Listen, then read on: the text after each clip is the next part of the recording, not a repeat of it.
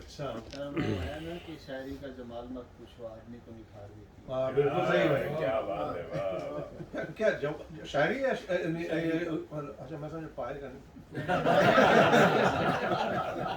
پائے گا الگ سے. پائے کا حال مت پوچھو. اعوذ باللہ من الشیطان الرجیم. بسم اللہ الرحمن الرحیم. معزز حاضرین، سب سے پہلے تو آپ کو خوش آمدید کہتا ہوں اردو مرکز بحرین کے آج عید الوطنی مشاعرے میں. آپ سب حضرات کی تشریف آوری کا اور اتنی مشکل سے یہ سفر ہوا، معذرت بھی چاہتا ہوں اس کے لیے کہ یہ ساری دقت ہوئی آج 16 دسمبر کی وجہ سے، لیکن اس کا آپ لوگوں کی اجازت سے اصل میں ایک پیج پھنسا ہوا ہے ہمارے یہاں کہ وہ جو ہے صدارت جو ہے وہ حکم ہے عادل بھائی کا کہ جو ہے وہ رخسار ناظر والی صاحب کو دی جائے.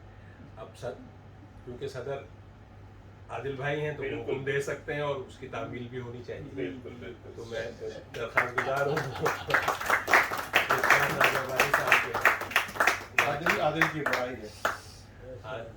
آج کی اس نشست کی صدارت فرمائیں گے. ہمارے خصوصی درخواست پر محترم عزیز ہاشمی صاحب مہمان خصوصی ہمارے درمیان موجود ہیں. اور لاس صاحب آپ بھی ہمارے لیے بہت محترم ہیں اور درخواست پر آئے ہیں. شکریہ، بہت شکریہ. تو نشست کا باقاعدہ آغاز حسب روایت تلاوت کلام پاک سے کرتے ہیں اور میں درخواست کروں گا محترم بھائی سے کہ تلاوت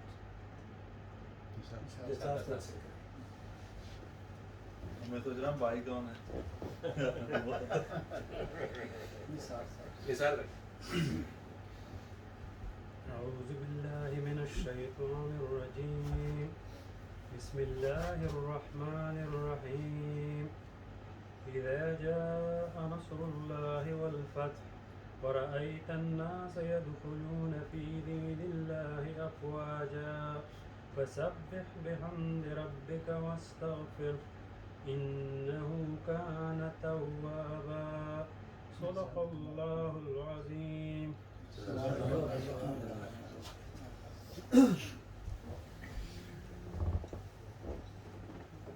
معزز حاضرین، جیسا کہ آپ کے علم میں ہے کہ عید الوطنی جو آج ہم سیلیبریٹ کر رہے ہیں، دراصل ہم لوگ تو زیادہ تر لوگ تو پاکستانی ہیں، لیکن کیونکہ حکم یہ ہے کہ جس شہر، جس ملک، جس وادی میں بھی رہتے ہوں وہاں کی خوشیوں میں اور وہاں کے غم میں برابر کا شرکت کرنی چاہیے. تو اسی نظریے سے ہم لوگوں نے یہ فیصلہ کیا کہ آج عید الوطنی کے حوالے سے ایک نشست منعقد کی جائے جس میں بحرین کے حوالے سے بھی بات کی جائے، بحرین کے حوالے سے کچھ شاعری بھی سنی جائے. اور جیسا کہ آپ کے علم میں ہے کہ بحرین وہ کہ 5000 سال پرانی ایک خطہ ہے اور کبھی دلمن، کبھی ٹائلس، کبھی اوال کا یہاں دور رہا ہے اور اس کو جنت کی سرزمین یا سرزمین جنت یا اس کو جنت کا راستہ بھی کہا جاتا ہے، تاریخ کے کتابوں میں ملتا ہے. وہ کہ اقبال فرماتے ہیں کہ ان تازہ خداؤں میں بڑا سب سے وطن ہے، جو پیرہن اس کا ہے وہ ملت کا کفن ہے. واہ واہ واہ. اب ہمارے ساتھ تو المیہ جو ہے وہ یہ ہے کہ ہم لوگ ادھر کے بھی ہیں اور ادھر کے بھی ہیں کچھ لوگ. تو میں افتخار عارف صاحب کا ایک دو اشعار ہیں ہاشمی صاحب، وہ انہوں نے لکھا ہے کہ انہی میں، تو میں انہی کر رہا ہوں کیونکہ ہم یہاں ہیں.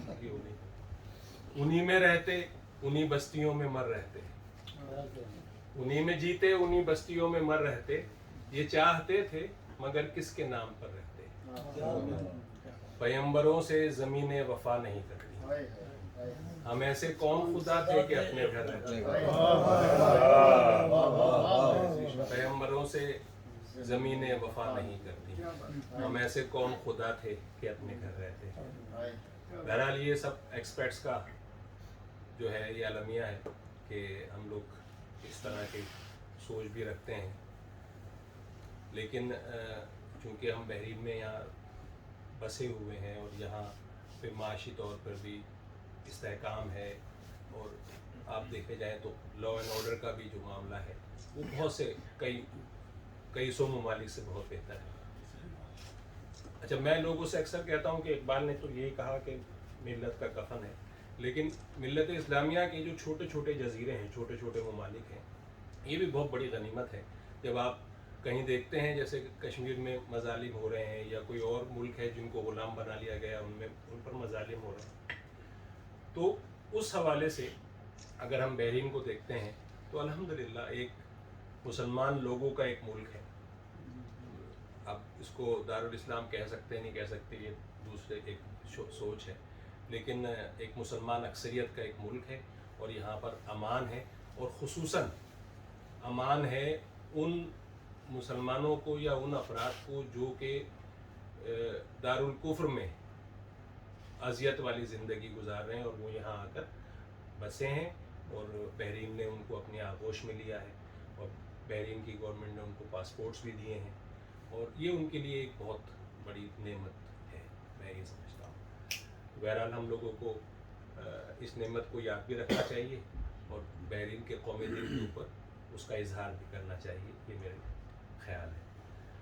اب آج کے اس نشست میں ہمارے جو شعراء ہیں، آپ سب السلام علیکم، آپ سب ان سے واقف ہیں اور سب ایک دوسرے کو جانتے بھی ہیں، تو بات کو مختصر کرتے ہوئے میں آج کی اس نشست کے پہلے شاعر جناب محترم عمران فریق صاحب سے درخواست کروں گا کہ وہ تشریف لائیں اور کلام پیش کریں۔